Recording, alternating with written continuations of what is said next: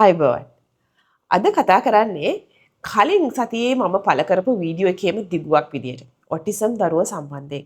නමුත් මේ වීඩියෝ එක මම දන්නවා ඔටිසම් දරුවෙක් ඉන්න පේරන්ට් කෙනෙක් නම් ඔයාට ගොඩක් වැදගත් වෙවි. මොකද ඒකට හේතුව මේ වීඩියෝ එක පුරාවටම කතා කරන්නේ ඔටිසම් තියෙන දරුවන්ට කොහොමද උගන්වන්නේ කියන එක සම්බන්ධයෙන්.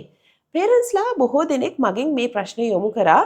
මේ ගැන මට අපිට කියලා දෙන්න කොහොමද ඔටිස්ටික් දරුවෙක්ට අපි දේවල් කියලා දෙන්නේ. මොකද මම දන්නවා පේරන්ට්ස්ලා වෙන ඕගොල්ලන් තමන්ගේ දරුවට උගන්වන්න හරිම කැමති. උගන්වන්නේ කොහොමද කියලා දැනගන්න කැමති. ඉතින් මේ වීඩියෝ එකේදී මම කතා කරනවා ඔටිස්ටික් දරුවන්ට උගන්වනකොට ඕගොල්ලන් සැලකිලිමත් වෙන්න ඕනේ කරුණු කාරණා 8ක් සම්බන්ධයෙන්. සරලවම කියනවා නම් කොහොමද ඔටිසම් තියෙන දරුවෙක්ට උගන්වන්නේ පරිසරය සකස් කරගන්නේ. මෙන්න මේ දේවල් සම්බන්ධයෙන් අද අපි ගැඹුරට කතා කරනවා. ඉතින් රැඳිලා ඉන්න.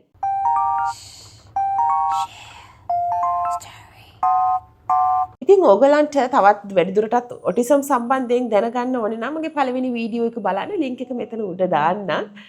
ඉතින් එතනටත් ගිහිල්ලා ඔටිසම් කියන්නේ මොකක්ද කියන එක සම්බන්ධයෙන් අවබෝධයක් ලබා ගන්න. හරි. ඉතින් අද කතා කරනවා කියලා කිව්වේ ඔටිසම් තියෙන දරුවන්ට උගන්වන්නේ කොහොමද කියන එක ගැනනේ. ඉතින් අද පොයින්ට්ස් 8ක් ගැන කතා කරනවා කියලා මම කිව්වා. නමුත් 8 වෙනි පොයින්ට් එක තමයි කරන්න අමාරුම ඒ වගේම වැදගත්ම විදියට විශේෂයෙන්ම දෙමාපියන් වන ඕගොල්ලන් මතක තියාගෙන කරන්න ඕනේ දේ. හරි. වැඩි කතා මොකටද? පළවෙනි පොයින්ට් එක ගැන කතා කරමු. ඒක තමයි routines and structures හදන එක. ඔටිස්ටික් දරුවන් routines වලට හරීම කැමති. විශේෂයෙන්ම daily routine එකක් හදාගන්න එක. ඒ කියන්නේ දිනචර්යාවක්. කොහොමද උදේ නැගිට වෙලාවෙ ඉඳන් රෑ නිින්දට යනකම් පියවරෙන් පියවර දරුවා මොනවද කරන්නේ? මේ දේවල් හැමදාම එකම විදියට කරන්න ඔටිස්ටික් දරුවන් හරිම කැමතියි. ඒගොල්ලන් කැමති නැහැ ඒ ඕඩර් එක බ්‍රේක් වෙනවට. ඉතින් මේ daily plan එක හදනකොට ගොඩක් visuals යොදා ගන්න. ඒ කියන්නේ දරුවන්ට දේවල් පෙනෙන්න දෙන්න. විශේෂයෙන්ම පින්තූර යොදා ගන්න කියන එකයි සරලවම මේ කියන්නේ.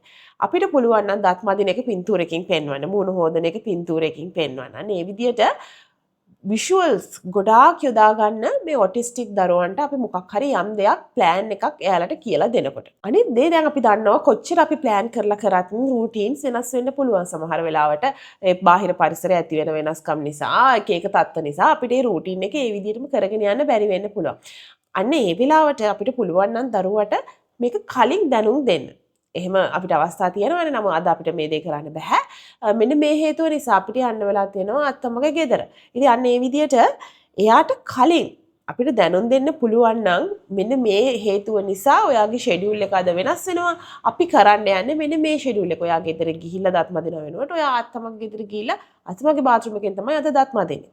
අනේ මේ විදිහට අපිට ෂෙඩියුල් එක වෙනස් වෙනවා කියන එක යාට කියන්නත් පුළුවන්. ඊට පස්සේ වෙනස් වෙන ෂෙඩියුල් එක කොහොමද වෙන්නේ? කොහොමද වෙනස් වෙන්නේ? කියන එක සම්බන්ධ වෙනොත් දරුවාට පොඩක් කලින් කියන්නේ යාට මනස සූදානම් කරගන්න කලින් ඒ විස්තර ටික එයාලට දෙන්න. මොකද අපි දේවල් එහෙම දරුවන්ට කියනකොට අපි කලින් දේවල් දරුවන්ට දැනුම් දෙනකොට ඒගොල්ලන්ගේ ඇන්සයිටි එක අඩු වෙනවා. මොකද මේ ඔටිසම් දරුවන් හරිම කැමති ප්‍රෙඩික්ටිබිලිටි. කියන්නේ පුරෝකථනය කරන්න පුළුවන් එකට. එතකොට ඒක එහෙම කරගන්න බැරි වුණාම ඒගොල්ලන් ඇන්ෂස් වෙනවා, සමහරලාට තරහ ගන්නවා, අඬනවා, කෑ ගහනවා. ඒක අඩු කරන්න නම් අර විදියට අපි රූටීන් එක හදලා ඒක යාට විෂුවලි පෙන්නලා ඊට පස්සේ වෙනස් වෙනවා නම් අපි වෙනස් වෙන එක කල් තියා දැනුම් දෙන්න. අන්න ඒ විදියට අපිත් පොඩ්ඩක් පේරන්ට්ස්ලා වෙන අපිත් පොඩ්ඩක් හැඩ ගහන්න ඕනේ, වෙනස් වෙන්න ඕනේ දරුවාගේ අවශ්‍යතාවයන් වලට අනුව. ඒත් එක්කම අපි යනවා සෙකන්ඩ් පොයින්ට් එකට. ඒක තමයි කොහොමද මේ ලර්නින් එන්වයරන්මන්ට් එක හදන්නේ. කියන්නේ දරුවාගේ පාඩම් කාමරේ, පාඩම් මේසේ අපි කොහොමද හදන්නේ. විශේෂයෙන්ම ඔටිස්ටික් දරුවෝ ඉන්නවා නම් සැලකිලිමත් වෙන්න ඕන කරුණු කාරණා කීපයක් තියෙනවා. ඉතින් අනිත් හැම දරුවෙක්ටම වගේ ඔටිස්ටික් දරුවන්ටත් තමන්ට විශේෂ වෙච්ච තමන්ටම වෙන් වෙච්ච පාඩම් කරන තැනක් තියෙන්න ඕනේ. මේක ගොඩාක් ලොකු තැනක් වෙන්න ඕනේ නැහැ. ගොඩාක් ලොකු මේසයක් වෙන්න ඕනේ නැහැ. කුඩා මේසයක් වුණා නම් හොඳයි. අනිත් වැදගත්ම දේ තමයි මේ මේසේ ගොඩාක් බඩු තියන්න එපා. ගොඩාක් බඩු, ගොඩාක් ලයිට්ස් කියන්නේ ආව ස්ටිමියුලේට් කරන ගොඩාක් දේවල් මේසෙ උඩ තියන්න එපා. එහෙම නැතුව නිදහසේ බඩු අඩුවෙන් තියෙන තරමට හොඳයි. මේක යාගේ කාමරේටත් ඒ විදිහටම බලපානවා. ගොඩාක් බඩු, ගොඩාක් ටොයිස්, ගොඩාක් කලර්ස්. එයාලට ඒව ස්ටිමියුලේට් කරන්න එපා. එච්චර කියන්නේ එයාලට ඒව පොඩක් සෙන්සරි ඕවර්ලෝඩ් එකක් ඇති වෙන්න පුළුවන්. ඒගොල්ලන්ට ඒවා දරා ගන්න අමාරුයි. පාට ගොඩක්, විශේෂයෙන්ම සද්ද ගොඩක් තියෙනවා නම් වටේ පිටේ පාට ගොඩක්, ටොයිස් ගොඩක් හැම තැනම විසිරලා තියෙනකොට ඒගොල්ලන්ට මනස එක තැනකට අරගෙන පාඩම් වැඩ කරන්න අපහසුයි. මේ නිසා කාමරේ ගොඩාක් නීට් එකට තියන්න. ඒ වගේම ඒ හැම දෙයකටම යම්කිසි තැනක් දෙන්න. ටොයිස් ටික මෙතන තියෙන. සොෆ්ට් ටොයිස් ටික මෙතන. බිල්ඩින් බ්ලොක්ස් ටික මෙතන. ඔයාගේ ලියන පොත් පැන්සල් ටික මෙතන. මේ විදිහට අපිට හැම දෙයකටම නිසි තැනක් දෙන්න. මොකද මං කිව්වේ මේ ඔටිස්ටික් දරුවන් හරිම කැමති ප්‍රෙඩික්ටිබිලිටි එකට රූටින් ස්ට්‍රක්චර්ස් වලට. ඉතින් අපිට කාමරේ එයාට අස් කරගන්න දෙන්න පුළුවන් ටිකක් ලොකු වෙනකොට එතකොට එයාට හැම දෙයක්ම තියන්න යම්කිසි නියමිත තැනක් දෙන්න.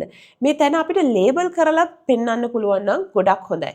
ඒ ලේබල් එකත් අකුරෙන් ලියනවට වඩා විෂුවලි පෙන්වන්න පුළුවන් නම් ටොයිස් නම් අපිට චුටි ටොයි එකක් ඇඳලා මේ බින් එකට දාන්න. බ්ලොක්ස් නම් බ්ලොක්ස් වල පොඩි පිච් එකක් ඇඳලා මේ බින් එකට දාන්න කියලා එයාට ඒ අලවලා තියන්න පුළුවන් මේ බින් එකේ තියෙන බ්ලොක්ස් කියන එක. ඉතින් අන්න ඒ විදිහට අපිට දරුවට උදව් කරන්න පුළුවන් එයාගේ කාමරේ නීට් කරගන්න, එයාගේ කාමරේ ඕගනයිස් කරගන්න. අනිත් දේ තමයි ලයිට්ස්. ගොඩක් සොෆ්ට් ලයිට්ස් පාවිච්චි කරන්න. සැර එළිය වල තියෙන එහෙම නැත්නම් නිවි නිවි පත්තු වෙන බල්බ්ස් වගේ තියෙන ඒවා ඩෙකොරේෂන්ස් පාවිච්චි කරන්න එපා ඔටිස්ටික් දරුවන්ට. එයාගේ කාමරේට වෙන්න පුළුවන්, පාඩම් මේසේ ළඟ වෙන්න පුළුවන්. හරිම සෞම්‍ය කලර්ස්, ඇහැට හරිම සනීප, ඊළඟට කාමරේ වින්ඩෝ එකක් ළඟ හුළඟ එන අන්න ඒ විදිහට නැචරල් ලයිට් එක පාවිච්චි කරන්න පුළුවන් නම් ගොඩක් හොඳයි. ඒ වගේ ගොඩාක් බඩු තියන්න නැතුව, ගොඩාක් කලර්ස් තියන්න නැතුව, ගොඩාක් ශබ්ද විශේෂයෙන්ම අවට පරිසරයේ ශබ්ද තියෙනවනම් ඒවා අවම කරන විදිහට යාගේ කාමරේ, යාගේ පාඩම් මේසය සකස් කරන්න. අනිත් දේ සමහර වෙලාවට ඔටිස්ටික් දරුවන් එකම බිහේවියර් එක නැවත නැවත රිපීට් කරනවා වෙන්න පුළුවන්. ඒ කියන්නේ උදාහරණයක් විදිහට මෙහෙම රොකින් උස්සරහට පස්සට යන එක, එහෙම නැත්නම් මොනවට හරි එකකට තට්ටු කරන එක, මොකක් හරි ඒ එකම බිහේවියර් එක නැවත නැවත කරනවා වෙන්න පුළුවන්. ඉතින් ඒ බිහේවියර් එක යාලට කරන්න දෙන්න. ඒක යාලගේ චර්යාවේ කොටසක්. ඒගොල්ලන් කාම් ඩවුන් වෙන විදිය. ඉතින් ඒක කරන්න නම් සමහර වෙලාවට නැගිටින්න ඕනේ වෙයි. ඉඩ දෙන්න. මොකද දරුවව අපි එක තැන ඉඳගෙන නිශ්චලව පාඩම් කරන්න ඕනේ, ඉගෙන ගන්නකොට එකම විදියට ඉඳගෙන පාඩම් කරන්න ඕනේ කියලා එහෙම එකක් නැහැ. ඒක ඔටිසම් දරුවන්ටත් එහෙමයි, නෝමල් චයිල්ඩ් දරුවන්ටත් එහෙමයි.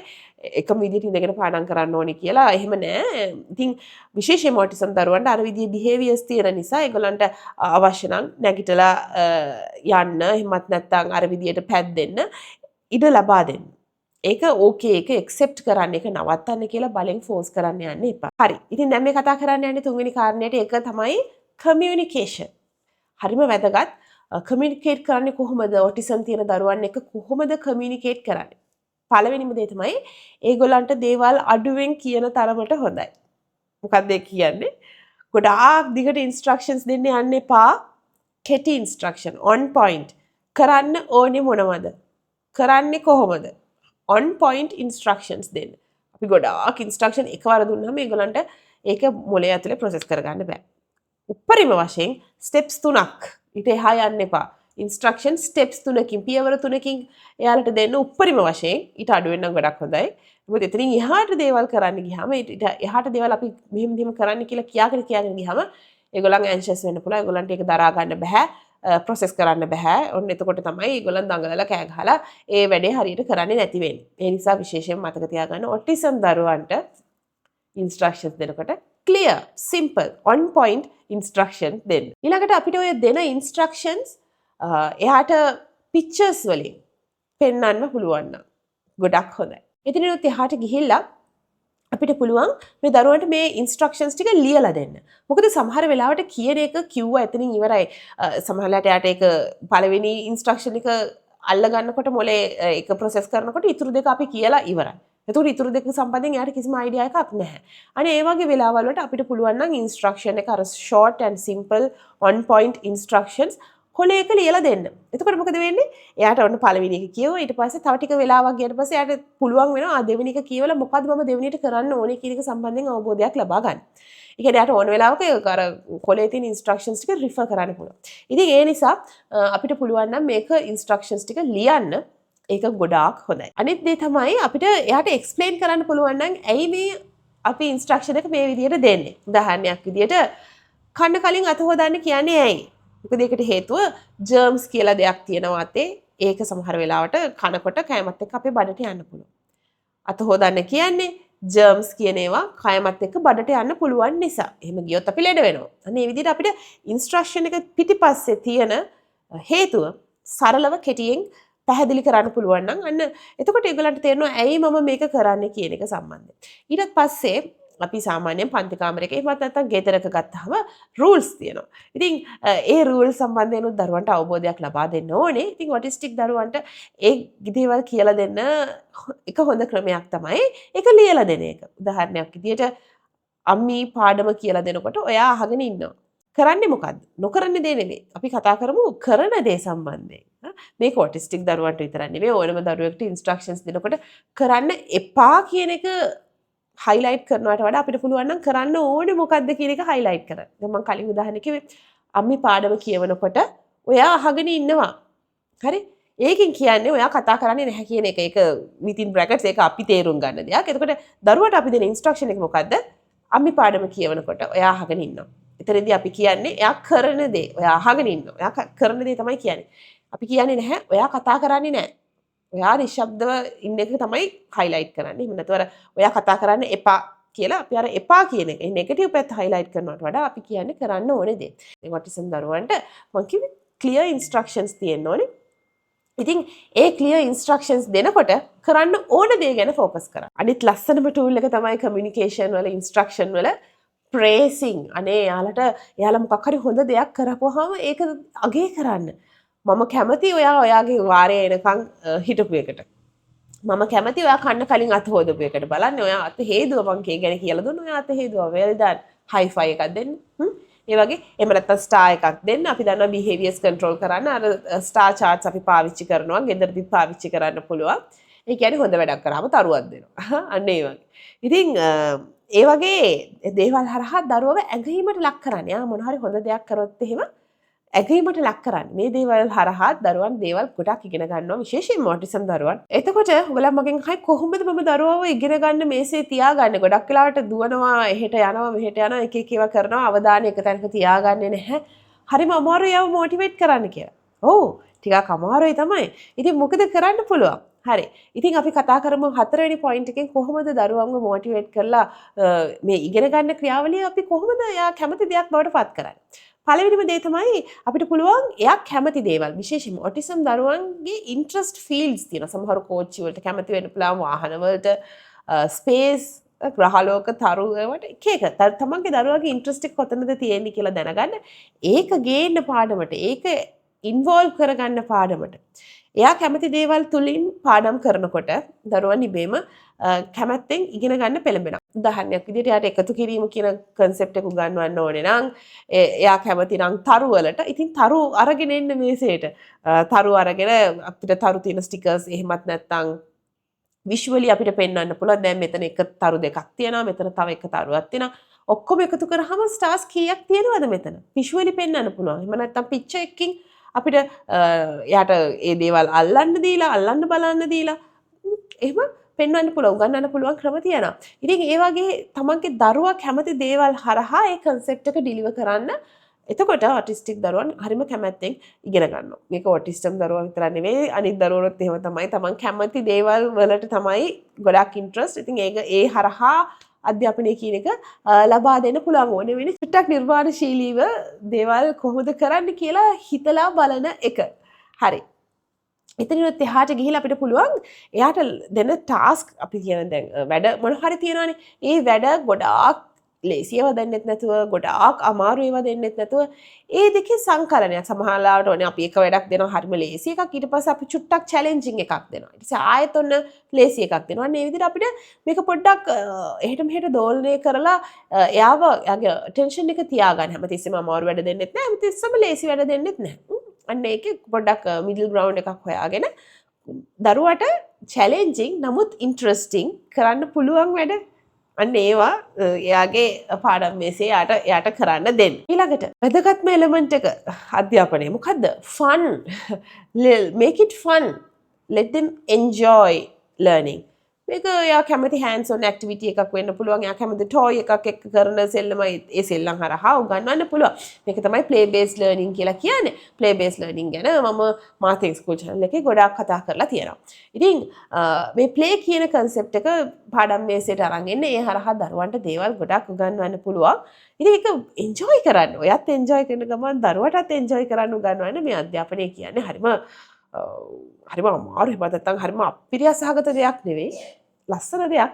ඒක ලස්සන විදිහට ඩිලිවර් කරනවා නම් ඊළඟට එයා හොඳට වැඩේ කරපුවාම ප්‍රේස් කරන්න තමතක කරන්න එපා මම කලින් කිව්වා වගේ ඇගීමට ලක් කරන්න හොඳයි කියලා කියන්නේ ඒක දැක්කම මම මේ ඔයා හොඳට කරපු වැඩේ දැක්කා ඒක හොඳයි කියලා හැමතිස්සෙම එයාගේ වැඩ ඇගීමට ලක් කරන්න ඒ හරහා දරුවන් මොටිවේට් වෙනවා. පස්සේ පොයින්ට් එක විදිහට අපි කතා කරමු hands on learning කියන concept එක. ඒ කියන්නේ මොකද්ද? දේවල් කරලා බලලා අත්දැක බලලා පරීක්ෂණ හරහා ඉගෙන ගන්නවා කියන එක. ඉතින් ඒ විදිහට hands on learning කියන්නේ යාට දේවල් කරලා බලලා උගන්වනකොට අපිට signs use කරන්න පුළුවන්, symbols use කරන්න පුළුවන්. උදාහරණයක් විදිහට up symbol එක අපි දන්නවා මෙහෙම උඩට ඊතලයක් තියෙනවා නම් ඒක up යටට ඊතලයක් තියෙනවා එක down. ඊළඟට සමහර දේවල් තියෙනවානේ අපි දරුවාට පෙන්වනවා. එතකොට අපි යාට කියනවා මේක follow කරන්න. මෙන්න මේ විදිහට කරන්න. එහෙමත් නැත්නම් අපි උදාහරණයක් විදිහට ගමුකෝ මේ පෙට්ටියෙන් අරගෙන බෝලය මෙතනට දාන්න කියලා අපි වචනයෙන් කියනවට වඩා අපිට ඒක කරලා පෙන්වන්න පුළුවන් නම් මේකත් එක්තරා විදියක විෂුවල් ලර්නින් ක්‍රමයක් තමයි දේවල් එතකොට යාර බලලා ඉගෙන ගන්නවා. ඒතර අපිට අපි තමයි ඉස්සෙල්ලම කරලා පෙන්නන්නේ. අපිව තමයි එතකොට දරුවා ඉමිටේට් කරන්නේ. අපි කරන දේ තමයි යාලා කරන්නේ. අපි පෙට්ටියෙන් බෝලේ අරගෙන හිමීට හැම පියවරක්ම හරිම හිමින් කරන්න ඕනේ. ඊට පස්සේ අපි අරගෙන මෙන්න මෙතනට මෙහෙම දානවා කියලා අපි දරුවාට කියන ගමන් කරලත් පෙන්නනවා. මේක එකපාරක් දෙපාරක් කරලා සමහරවිට ගොඩක් වෙලාවට රිපීට් කරන්න වෙනවා මේ එකම process එක. එතකොට තමයි ඒගොල්ලන්ට තේරෙන්නේ මම මේක කරන්න ඕනේ කියලා. ඉතින් ඒක තේරුම් යනකම් හිමීට පෙන්වන්න. මොකද ඉමිටේෂන් කියලා කියන්නේ දරුවන් ඔටිස්ටික් දරුවන් දේවල් ඉගෙන ගන්න ප්‍රධාන ක්‍රමයක්. ඒකත් එක්ක අපි යමු 6 වෙනි කාරණේට. ඒක තමයි කොහොමද දරුවන්ට මේ ප්‍රෙඩික්ටිබිලිටි එක සහ දයාගේ රූටීන් එක ඕගනයිස් කරගන්න උගන්වන්නේ කියලා. එතකොට එතනදීත් අපි දරුවාට අලුත් රූටීන් එකක් එහෙම නැත්නම් එයාගේ රූටීන් එකට අලුත් මොකක් හරි දෙයක් එකතු කරනවා නම් මේක උගන්වන රූටීන් එක වෙන්න පුළුවන් එයාගේ දෛනික ජීවිතේ වෙන්න පුළුවන් ඒ රූටීන් එකට දේවල් එකතු කරනවා නම් ඒ අලුතෙන් එකතු කරන එක නැවත රිපීට් කරන්නම වෙනවා. මොකද රෙපිටිෂන් කියලා කියන්නේ දරුවන් ඔටිස්ටික් දරුවන් දේවල් ඉගෙන ගන්න විදිය.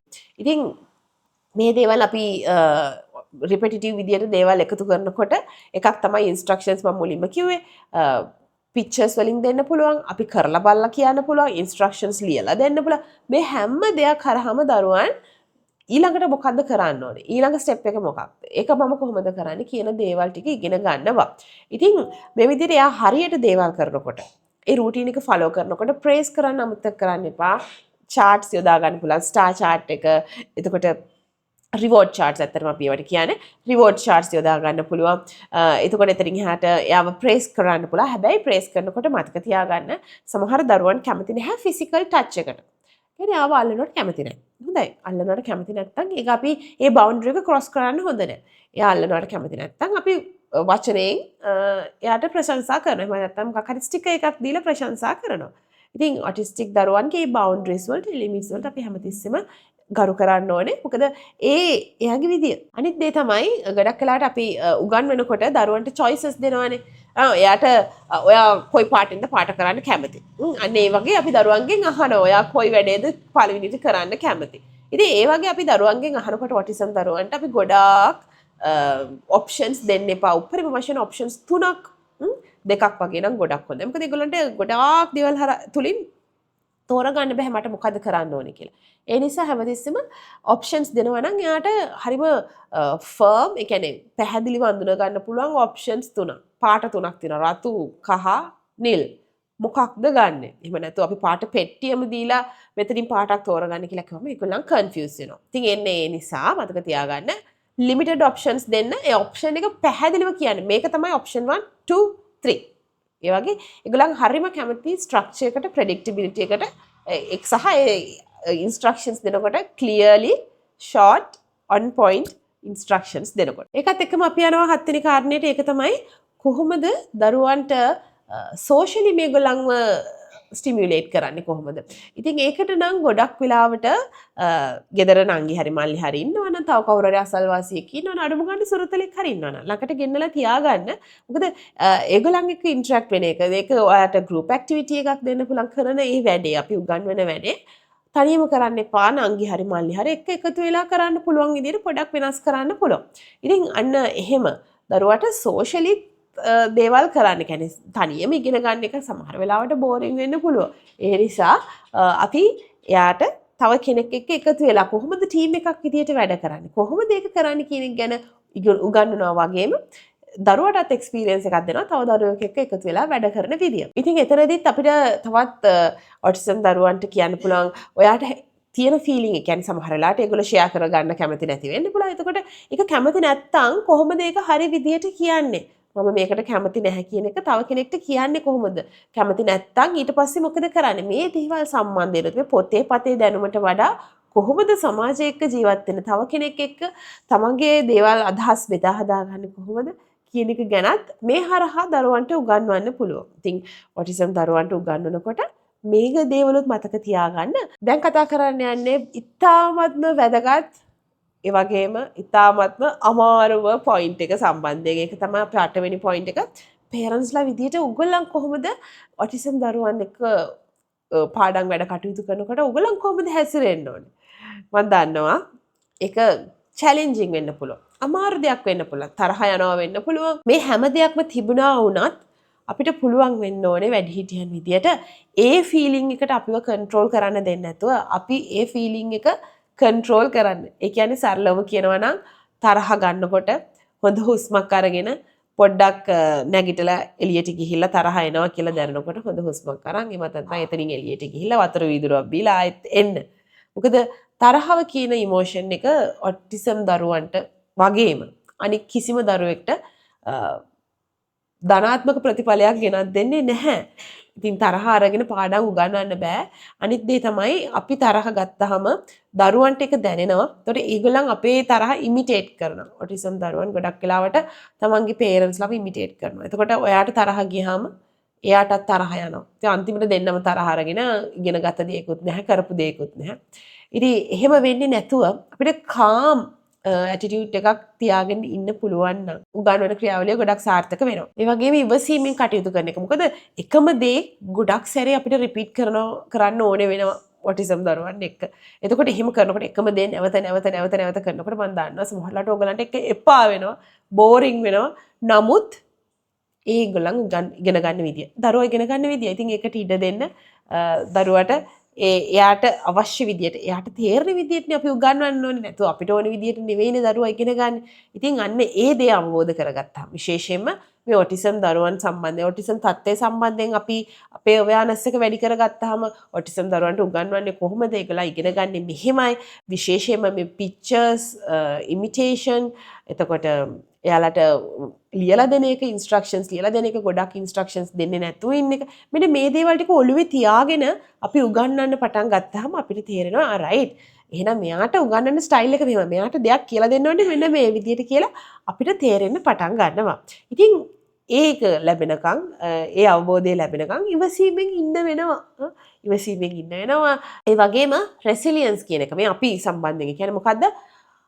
පළවෙනි අවස්ථාවේදී අසාර්ථක වුණා නම් ඒක අතහැරලා දාන්න නැතුව නැවත try කරන එක. දරුවෝ ඉගෙන ගන්නෙත් එහෙමයි. ඒ වගේම අපි එයාගලන්ට උගන්වන්න ඉගෙන ගන්නෙත් එහෙමයි. ජීවිතය කියන්නේ එහෙමයි. හරි? වැටෙනවා නැගිටිනවා. ඉතින් ඒක චක්‍රයක් වගේ යනවා. එහෙම අපි ඒක අපිට පෙන්වන්න පුළුවන් නම් පේරන්ට්ස්ලා විදියට දරුවනොත් ඒ දේවල් ඉගෙන ගන්නවා. අනිත් දේ තමයි විශේෂයෙන්ම මතක් කරන්න ඕන දේ. ඉතින් මේ විදියට දරුවට උගන්වන එක විතරක් නෙමෙයි ගෙදර දොරේ එයත් එක්ක කටයුතු කරනකොට මම උගන්වනවා කියන එකේ අදහස් කරන්නේ මේ මේසෙට අරගෙන පොත් උගන්වන එක. පොත්වල තියෙන දේවල් උගන්වනවා විතරක්ම නෙමෙයි අපි ගෙදර ඉන්නකොට දරුවට ජීවිතය උගන්වනවා, සෝෂල් ස්කිල්ස් උගන්වනවා, සෙල්ෆ් ඩිවෙලොප්මන්ට් ස්කිල්ස් උගන්වනවා. මේ හැම දෙයක්ම ඉගෙන ගන්න එක යටතට එනවා. එතකොට ඕවා ඉගෙන ගන්නකොට එයාට උගන්වනකොට අපි එකම දේ රිපීට් කරනකොට දරුවා දිගින් දිගටම ඒ දේවල් ෆලෝ කරන්න බැරි වෙනකොට ගොඩාක් මෙසි වෙන්න පුළුවන් ජීවිතේ. එතකොට වට කලකිරෙන්න පුළුවන්, ස්ට්‍රෙස් එක ඇති වෙන්න පුළුවන්. මේ හැම දෙයක්ම ඇති වෙන්න පුළුවන් මම දන්නවා.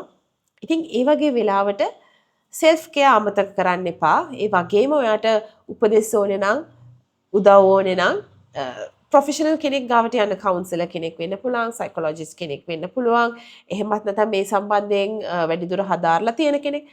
එහෙමත් නැත්නම් තවත් ඔටිස්ටික් දරුවෙක්ගේ අම්මා කෙනෙක් කතා කරන්න.